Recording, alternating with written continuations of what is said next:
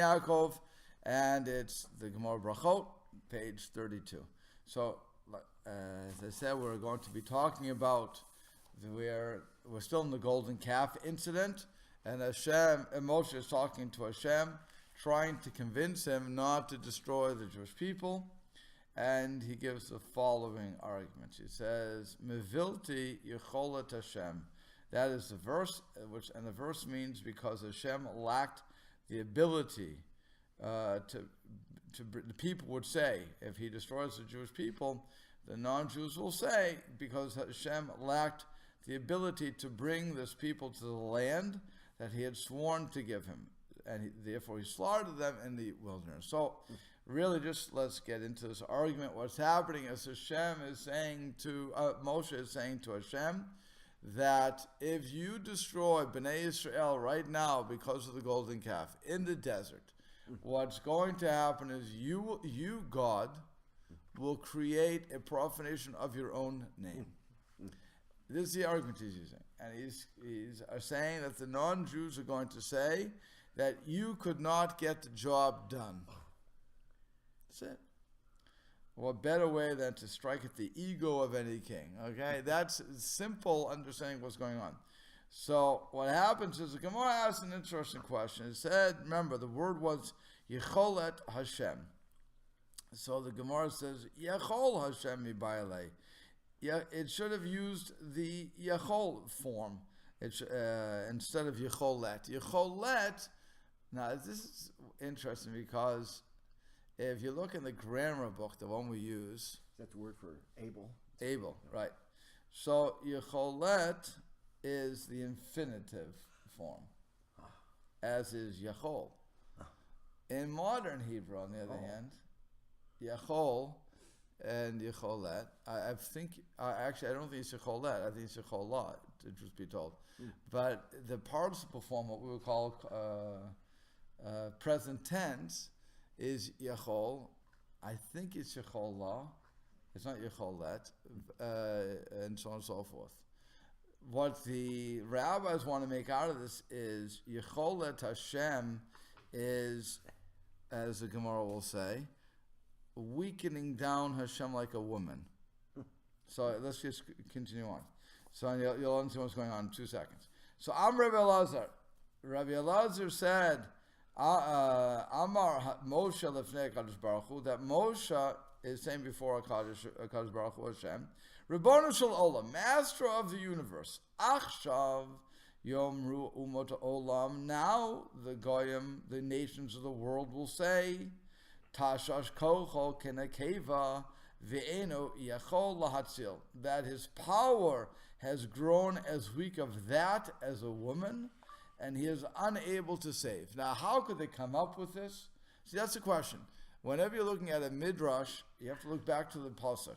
You have to look back to the verse and say, where are they coming out with his power was that of a woman?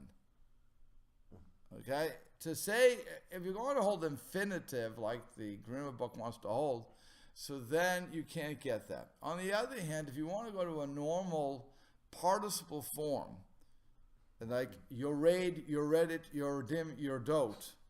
So then you read it or you cholet, and I'm not really sure your cholet works there. I'm pretty sure it's your cholah. But again, let's go with that because I could be wrong, or I could just be going with a whole different drasha. But it's focusing on the word yecholet, and it's saying that it seems to be a feminine sounding word. So why would you put a feminine with Hashem? Right? He's going to put masculine with Hashem. You're going to say Yechol Hashem. If it's Shechina, you're going to put feminine. But if it's Hashem, you're going to put masculine. Okay? If you want, and now here's another, and we're going to get into this also. Yecholet, as the infinitive form, can mean, how do you say it? He has not the ability, a construct. We're going to make a construct. Ability of Hashem. So Yechol Hashem could be the construct form now. So there's a couple of different ways to look at this, and we're going to look at it that way. But like I said, at one level, Yechol seems to be indicating it's a feminine. So you're putting that with Hashem. Now suddenly you're saying Hashem is like a woman. And then you have to understand, what does it mean that Hashem is like a woman? Okay, in this particular case. I got another question. Yeah. So Moshe poses this question. He's not posing a question. He's stating a fact of life. He's giving an argument. I mean, doesn't Hashem already know this? I mean, that's... That the people will think this? Yeah. Oh, yeah. No question that Hashem knows it. The question is... So Moshe doesn't understand what's going on, so he's making a statement, in other words. Hashem sets up scenarios in which we have to respond. So if Moshe would not have Moshe, I should say.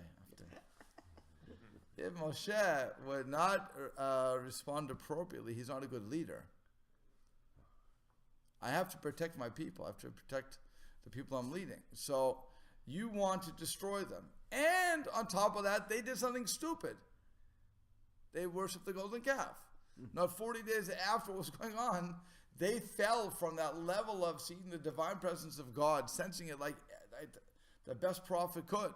And suddenly depravity. Let me just finish. Yeah. So Moshe has to defend that action, but he can't defend the action. The action is indefensible. Of the people. He tried to defend it, by the way. Remember the last time. He said, you gave them the gold. If you would not have given them the gold, they wouldn't have had the gold to give to me to make the golden calf. And where they get the gold? They got the gold from the Reed Sea, the splitting of the Reed Sea, when you threw the Egyptians up and they took all the gold. And it says the booty from the Reed Sea was greater than the booty they got from from leaving Egypt. So you made them rich. And when people are rich, they don't know what to do with their money. So they gave the money to me. It's your fault, God. So that was number one. He threw it, the fault. It's in God's pocket. By the way, we do it all the time. I want to know something. When we see kids being spoiled, kids do something stupid, and we look to the parents and say, why did you do it? If you would not have given them the keys to the car, if you would not have given them everything that they wanted, their heart's desire, they wouldn't be as spoiled, they wouldn't be brats, they would act normally, and that would be the end of it. It's your fault. You're the father, you're the parent, you should understand. So Moshe is doing the same thing basically to God. It's your fault. Okay, so that's already done. It's your fault. Fine. So now Hashem is saying, I'm going to destroy them. And Moshe is saying, okay, plan A didn't work, let's go to plan B. So plan B is, if you destroy them, they're going to say that you did not have the ability to bring them to the promised land. You had the ability to take them out of Egypt, but not the ability to bring them into the promised land, which means that it's, again, your, as we would call it, chisoron, your lacking, your deficiency, and you will create a profanation of your name. So obviously, Hashem knows all that. Hashem knows that, but Hashem wants Moshe to kind of flesh out these details. Right. Okay. He wants him to defend them. Okay. Come up with a good argument. Come on, give me something good. I'm not, because remember, Hashem doesn't get angry. Hashem doesn't, it's not like that. It's that there's a reward and punishment here. You did something wrong. I have to do this. I have to do that. I know you're going to argue, but I want you to argue it. You have to defend. You have to. That's your job. That's your job. Okay. So yes, Hashem does know, and Hashem could have easily told him why he's wrong. Also, I could destroy the whole world. What do I care what they say? You're gone. It's irrelevant what you think. If Hashem really was worrying what people think about him, the Holocaust could not have happened. So many things couldn't have happened. The angels rejoicing at the Egyptians. Right. How dare you rejoice? You can't rejoice. Right. Destroy the whole world. Right. So Hashem's really not afraid of people not believing he has the ability. That's an irrelevant thing, because I have the ability. I'm large and in charge. Fine. But I want you to tell me. I want you to bring it up. Like I said, there's going to be 3 ways to look at this, that just on this page. The Maharsha says, why does he say you're like a woman? That's number one. Why is it the power like one? So he has a very interesting take on this. And he says that who is the ultimate ruler? Notice, why doesn't it say Yachol Hashem in the masculine, if you will? Why doesn't it say that? Because, and go to the feminine, because the man is always in charge. The man has the power. Okay, that's what he's saying. When I show my strength, I'm the man of this relationship. Whether or not I'm really man, it's irrelevant. But I'm the strong one here, and that the strong one is represented by the man. When, on the other hand, I show weakness, why am I showing weakness? Because somebody else is above me. And if somebody else is above me, I'm no longer the man, I'm the woman of that relationship. And where did that happen, by the way? All the way back in Gan Eden. Originally, Adam and Chava were partners. Eza Kenegdo, right? We heard it last night. Yeah. Eza Kenegdo. He has to tell her what's going on.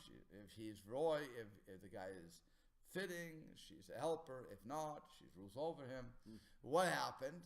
Because she took from the fruit and she was punished. What was her punishment? Adam Yusholah.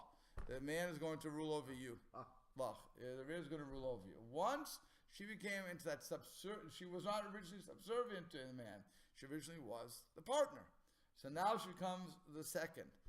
Just as if I'm the manager of the store. To you, the worker, I'm the boss. I have the power. I can tell you what to do. And your choice is to do it or to quit. You always have free choice in the world. Fine.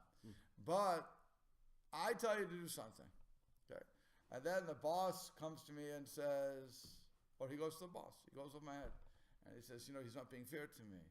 So the boss comes to me and says, what's going on? I tell the boss. The boss says, you know what? He's right. Give in to him. I've just lost my power. So, because my boss told me I have somebody above me. If I'm the boss, on the other hand, nobody can tell me what to do, right? That's the whole thing. So that's what he's saying. When you were fighting in Egypt and you took down Egypt, you were the man. Now you're going to kill him in the desert, and we're going to come to the rest of his statement. And now the people are going to say, you killed him in the desert, means you couldn't take care of the rest of the people. So you're obviously the woman of the relationship. There's somebody above you. That's number one argument. How to understand you're like a woman. The other one is from the Yaakov, where he says something that, again, is very interesting. It's not what you would normally think of when you're thinking of the woman of the relationship. But he says, when it comes to the male-female relationship, the man is a father's compassionate upon his children. In other words, when the children do something wrong, the father has a compassion on his children and will forgive the children, unlike the woman who punishes. You would think that it's the exact opposite. Because we've always taught that the woman is rachamut, compassion. When you do something wrong, you go to your mom. You don't go to your dad. You say, "Mom, I did this." And your mother is forgiving, so on and so forth. But the Yaakov says no. When the woman, if God would have punished them, then she would be like the woman who has no compassion when the children rebel against her. Against her. Not that they do something wrong. But if they rebel against her, that's where the woman scorn knows no. What's it called? The woman scorn has no fury like the woman scorned. Something like that. Hell has no fury. Hell has no fury like the woman scorned. Okay, that's what it is. So that's where the Yaakov is going. Where if you destroy them, you'll be like the woman who didn't have compassion because they rebelled against her. Okay. That's two ways to understand. Now, let me just go on with the rest of the argument for a little while, and then we're going to go on to how the Rashba explains this argument. And you'll be amazed by that argument too. So he says like this, you'll be seen like, right, so Akshav, now Yomra Ovdei Chachavim. Now the non-Jews will say that you, the Kochel Kinekeva, that your power was like that of a woman. That's what we got to. He's talking about not. He's talking about like pagans that. Yeah, the pagans. 100%. Yeah. So Amar Kadosh Baruch Hu.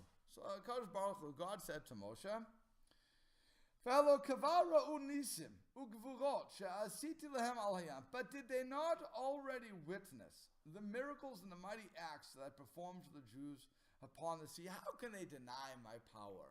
You're not telling me, Moshe. He's having an interesting debate here. You tell me, Moshe, that they're going to say, I don't have the ability. They saw me split the Reed Sea, drown the Egyptians, keep the Jews alive. They saw the 10 plagues. They're going to deny my power? So Moshe said to Hashem, Rabbanu Shalom, Master of the universe, Adayin Yesh Lahem Lamad. They still have room to say, Lemelech Echad Yechol Lamod. Against one king, namely Pharaoh, he could stand. L'shloshim v'echad melachim en Yechol Lamod. But against 31 kings, he doesn't have a chance. Doesn't have a chance. Okay. So now, the Rashba explains his argument. Wait till you see this argument. Okay, this is from the Art Scroll. So if you want, you can follow it. It's note 52. The Rashba explains that Moshe's decision to use the formulation of Mevilti Yecholat Hashem rather than Mevilti Yechol Hashem relates to a fundamental theological dispute that took place between Moshe and the Egyptians regarding the nature of God. Moshe argued that should God destroy Israel, the Egyptians would view that as a proof that they had been right all along. The Egyptians were polyists. They were prepared to concede the existence of God, but only as the God of the Jews, not as the omnipotent power controlling all of nature. They believed that each nation has its God, and that the victory of one nation over another reflected the transitory power of the nation's patron God. Moshe counted that God is the ultimate cause of heavens and the earth, and that he selected Israel for his special providence. The unprecedented miracles performed in Egypt convinced the Egyptians that Moshe had been right. So here we go. So Moshe said they believe that everybody has a different God. So my God can beat your God. Your God can beat my God. It just depends on who's in the boxing ring that day, what's going on. Okay, they could be evenly matched, whatever it's going to take. It could be the Yetzer Hara versus Yetzer Tov for that matter. Right? And Moshe is saying, no, there's only one God. Not 1,000 gods, only one God. And after the 10 plagues, they were believing him. Fine. So now, argued Moshe, should Hashem destroy Israel, the Egyptians would not come to believe that they had been right all along. They would claim that God was able to overcome only the God of the Egyptians, but was unable to contend with the gods of the 31 kingdoms in the promised land. Therefore, he destroyed Israel. He himself destroys Israel. In symbolic terms, Israel would contend that Hashem is comparable to a male in the sense that in the act of procreation, the man has the active role while the woman is passive and receptive. Likewise, the Egyptians would maintain that God is not the ultimate cause comparable to the active power of a male, but is only receptive to subordinate power similar to a female, which is what, if you remember, that was the Maharsha's response also. In a different manner, but in the same way. They're going the same power here. All of this is implied in Moshe's choice of the phrase Mevilti Yecholat Hashem rather than Mevilti Yechol Hashem. Why? There's a profound difference between the meaning of these two similar sounding phrases. Mevilti Yechol Hashem means Hashem is incapable, which is really a contradiction in terms. The very word Hashem means that he is the omnipotent cause of all causes. By admitting the existence of Hashem, the nations would be admitting that nothing was beyond his capability. Rather, Moshe chose to use the phrase "Vivilti Yecholet Hashem." He's using it as a construct here, meaning he is not the ability of Hashem, which is the unbounded capability claimed by him, for him by Moshe, and inherent in the name of Hashem. But rather he is a transient power incapable of overcoming the powers of the land. Thus, Moshe argued that if God were to destroy Israel, Egypt and the nations would renounce their admission of Hashem, of the God of Israel's omnipotence, which was based upon the miracles in Egypt, and would revert to their early contention that he is only a subordinate power incapable of vanquishing the power of the gods of the 31 kings of the land. So, and that's when Hashem gives in. He says, basically, good gesagt. He's saying good. Okay, but Hashem, again, does Hashem really worry about this? No, he can destroy us in a nanosecond. But nonetheless, when the argument is put across, it's a good argument. If you're going to just either you can't have your cake and eat it too. You can't say I'm going to destroy without impinging upon or hurting your own reputation. That's all that Moshe is arguing. He's trying his best here. So what happens? So Rav Yochanan says, Minayin shechazar HaKadosh Baruch Hu v'hodeh leMoshe. How do we know that that Hashem agreed with Moshe? Shneimar, because it says, Vayomer Hashem salachti kidevarecha. The Torah says that God said to Moshe, I forgive you according to your words. Which means that the word kidevarecha is extra. So if God's intent had been to say that he forgave Israel on account of Moshe's plea for mercy, so that would have been just say salachti. Leave me alone. I forgave you. The Gemara therefore says that Hashem forgave Moshe on the basis of Moshe's earlier argument. Fine. So we see that that Hashem liked Moshe's argument, but by the way, it teaches us also that we can argue with Hashem and get away with it. If you do it properly. You have to be at Moshe's level, but if you are at Moshe's level and you are doing it, mind you, he wasn't fighting for himself. He was fighting for the other guy. So when you're fighting for the other guy, that's when Hashem says, oh, now I can listen. If you're just fighting for yourself, I didn't mean to do it, blah, blah, blah, blah. Leave me alone. I'm not really interested in hearing that. Just stop it and we'll talk. But when you're fighting for somebody else and you're presenting all these arguments, and good arguments too, they are good arguments. So if they're a good argument, then Hashem says, Kidavarecha, I agree with you according to what you're saying. Okay, that's the simple way to understand. Yeah.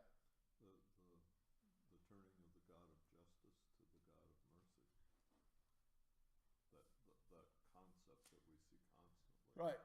That through our petitions and our prayers, that we can achieve that. Absolutely. But what he was doing was he was even using a different one, because he's saying, God, you presented yourself as Hashem, Yud-Kei-Vav-Kei, which is the God of mercy, in all of these things. And that is the name that says you can run everything. And I convinced them. He's arguing, I convinced everybody. You convinced them. I helped, whatever. Everybody's ready to accept you. And now you're into this? You're going to destroy everything you built. That it's the consistency of the arguments of Moshe to get out of Egypt. It's the same situation. Right. It is. That it would be consistency to keep that promise. And take him to the promised land. To the promised land. Right. And keep him alive. You have to do everything. You cannot stop. Once you started this process, you cannot stop. You have to finish it off. Otherwise, people are going to create what we call a Chil Hashem, profanation of God's name. So God himself, who built it up, will destroy it. That's what he's arguing. You built it, you'll destroy it. It's the constant condition that we're in, of where we can pray to Hashem and be forgiven. That atonement.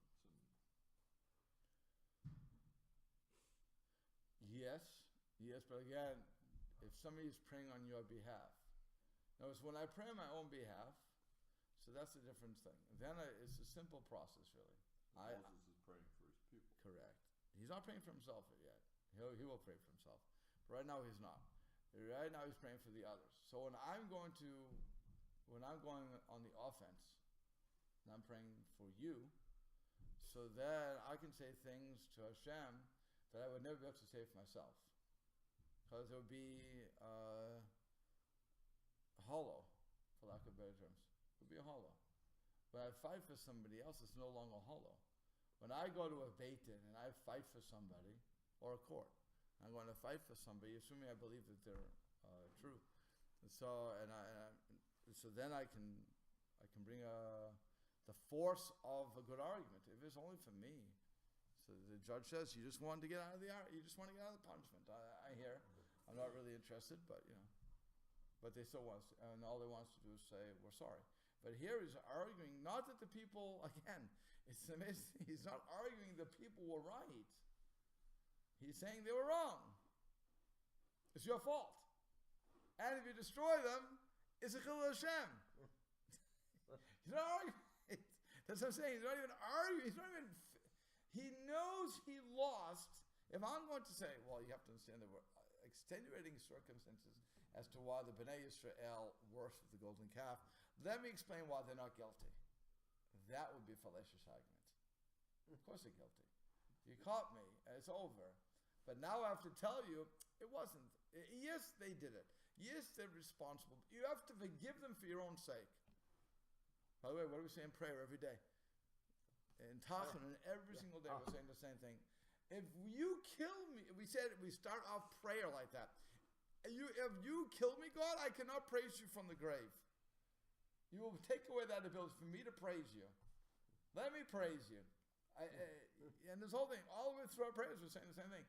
If you kill us, what are we going to do? You can't be praised from the ground. Makes a wonderful parallel with Moses petitioning for his people before Pharaoh. The two. Right. Through all situations. Mm-hmm. Okay, let's go on. So it says furthermore. So, okay, next one. So it says, Tanei debate Rabbi Yishmael. So we were taught, it was taught in the school of Rabbi Yishmael. It is true as you said. Because we're explaining again. What does it mean? Hashem said, I forgave you according to your word. So it says, Kidvarecha means, Atidim umot olam l'marken. It is true as you have said that the nations of the world would have indeed said that I don't have the power to save Israel. Ashrei, so it says, the Gemara, the Braita finishes with Ashrei Talmid Sharabba Model. Fortunate is a disciple whose master concurs with him. And if you ever think when you were back in class and you would ask a question on your teacher, and the teacher said, wow, I never thought about that. You know what? You're right. You feel good about that. I remember when I was teaching third grade, somebody asked a question I couldn't answer. And the class was so happy. They finally stumped me. And they were like, yes! we got him. But it's great. I mean, and you have to say it's a good question. So, okay. Another thing is,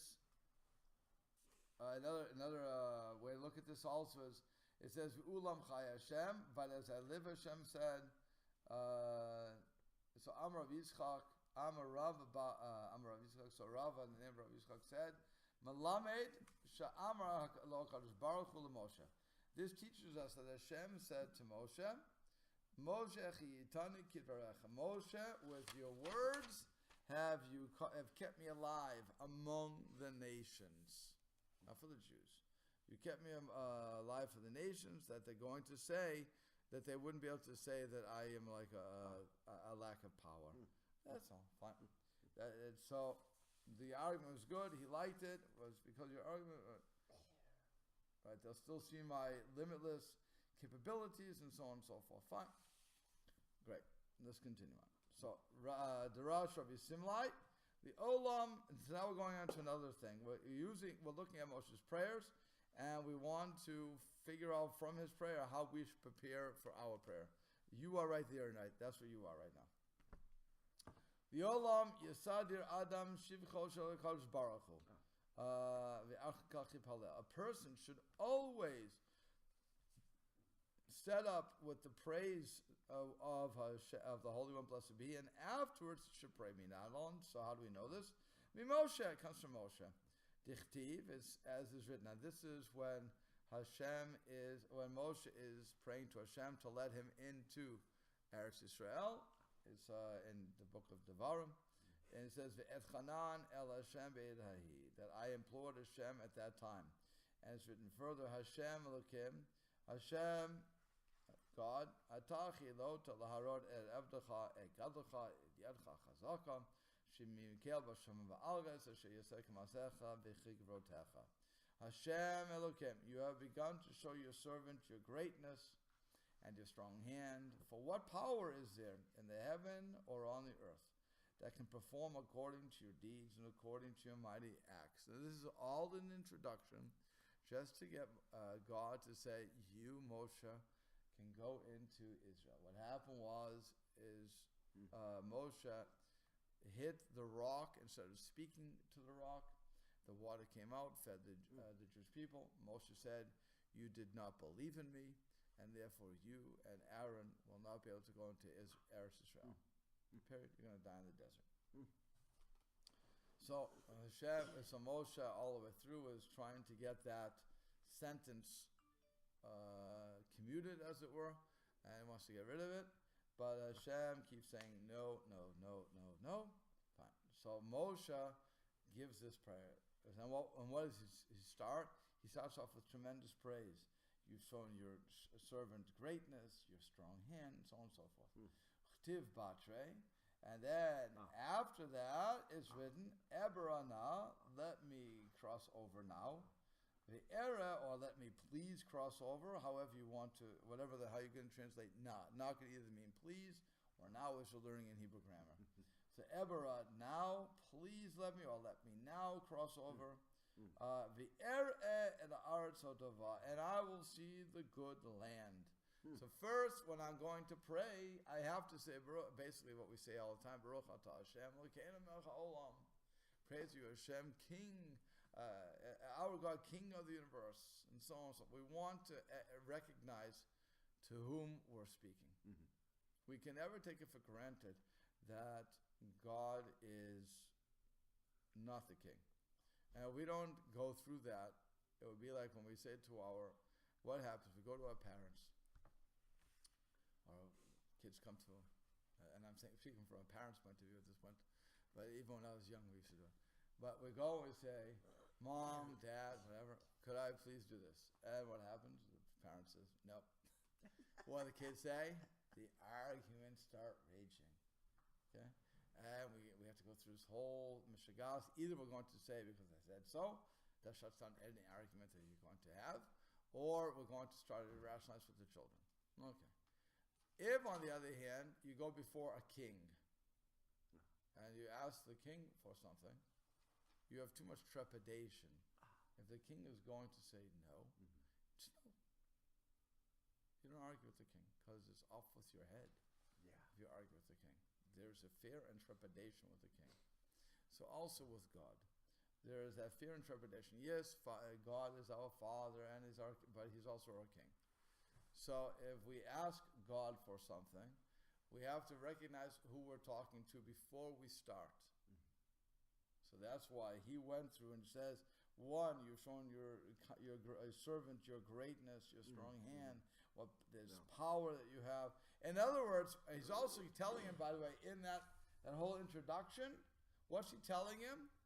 Unlike the other people, unlike the managers, unlike the malachim, the angels, everybody else that I talked to in your wonderful galaxy, if you tell them no, it's no.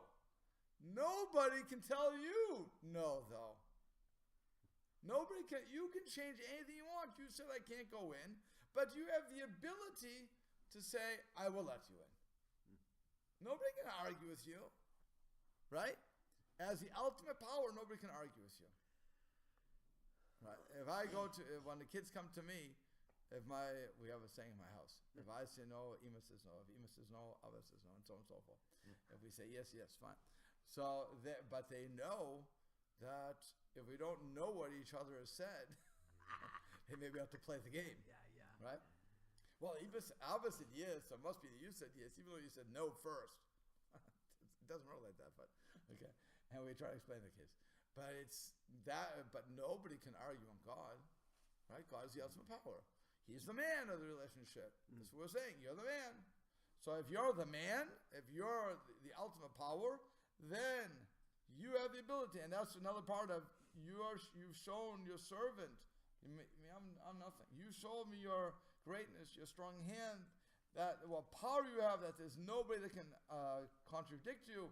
That being the case, would it hurt some grand eternal plan if you let me enter into Eretz Yisrael? It wouldn't hurt you. Nobody can argue on it, okay? So that's what you're seeing from the argument. So we learn how to argue from that. Then it says... So it says... Okay. So Amar Rabbi Elazar... Let's see what happens here. I don't know what's going on here. Oh, it's here. Okay. Just turn the page, and you'll see it. So Amar Rabbi Elazar, Gedola Tefila Yoti B'Maasim Tovim. That what we learn from here is prayer is more effective than good deeds. Why?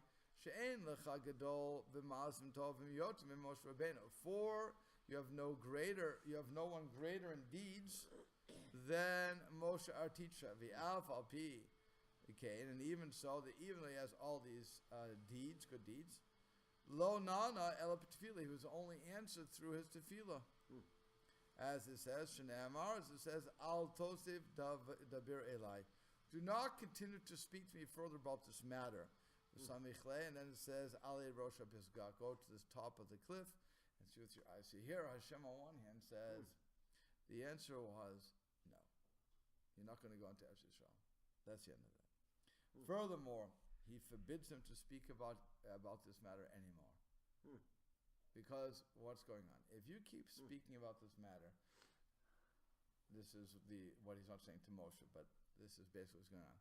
If you keep speaking to me, I'm going to have to give in, which means I'm going to have to override a decision that was made, and that's really untenable, not going to happen. Because if I would give in to you, you're setting up that I can give in to anybody. You made a mistake. And you, at your level, should never have made that mistake.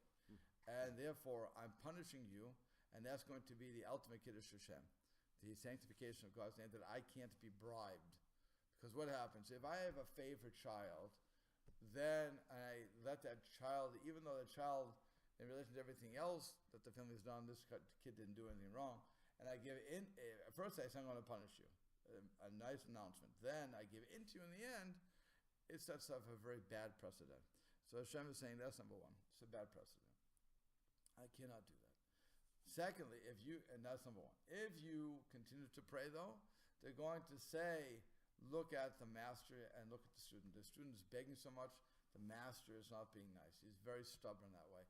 And that, by the way, if you remember back to the story of Joseph, Joseph is, his brothers are pleading on behalf of Binyamin, and actually Judah is begging. And the Egyptians are saying, what's going on? Well, you're such a cruel viceroy. And he says, clear the room. Remember that? That's where it says, clear the room. I need the room empty. And then he tells him, I'm your brother. But why do you have to clear the room?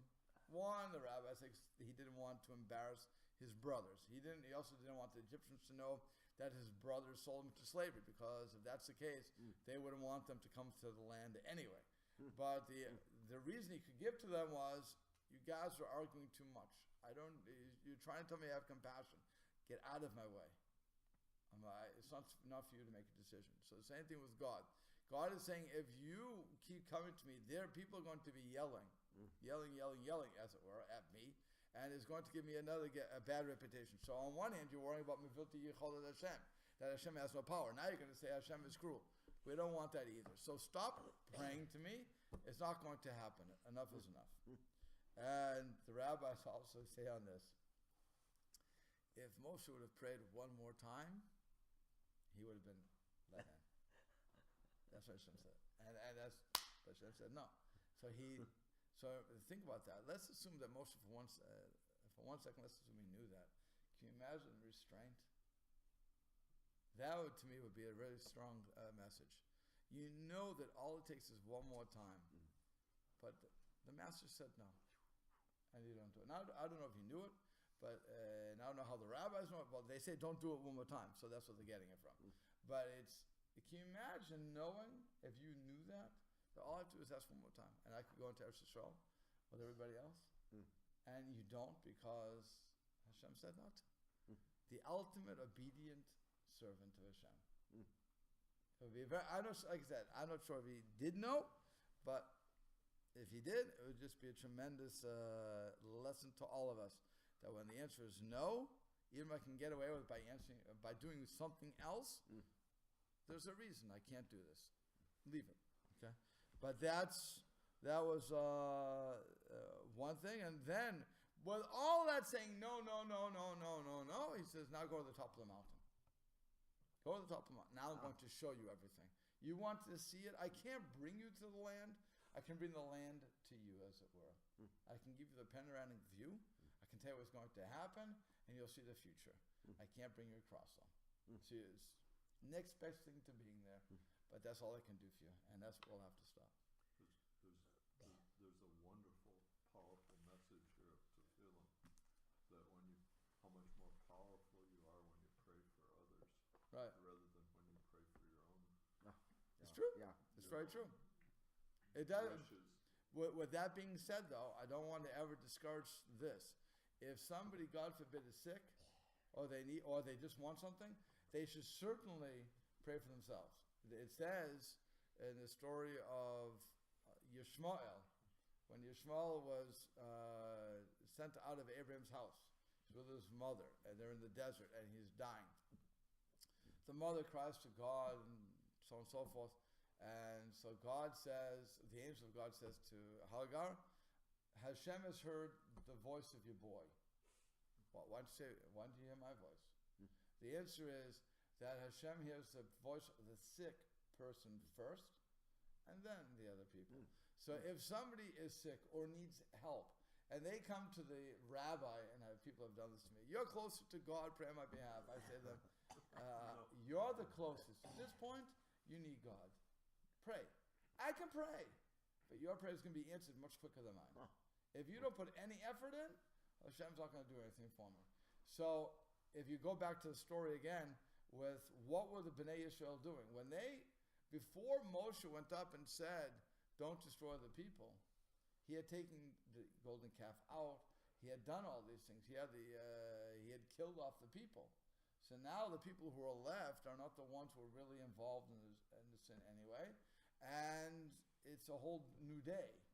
So I've got rid of the sin.